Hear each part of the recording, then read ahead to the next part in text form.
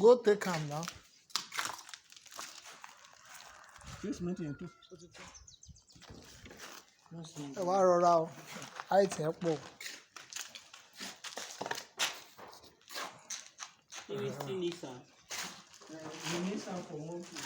Now only one side remain now. Just put small there. That one go give her now. No, for this side, you don't finish for it. You see? Not here. It's not needing sand. It's not needing mortar here again. It's down there. You know, by the time they are plastering the building, all those 50 ones, they will definitely plaster it. But we must make it in such a way that it's not that the bricklayers or those that will plaster the building will now be able to adjust the settings of our adapting box. The adapting box must be fixed. Okay,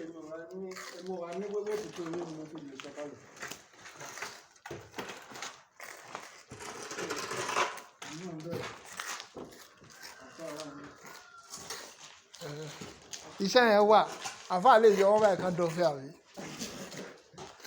àfáà ẹ gbọ́ ṣé nǹkan tí rẹ̀mí sọ yẹn wà òkè pé iṣẹ́ yẹn wà kò fẹ́ kán plaster ìrìbì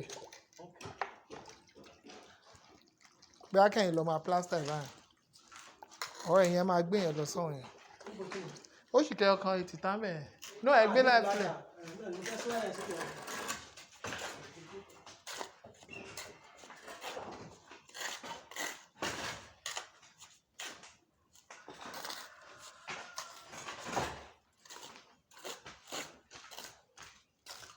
Remy?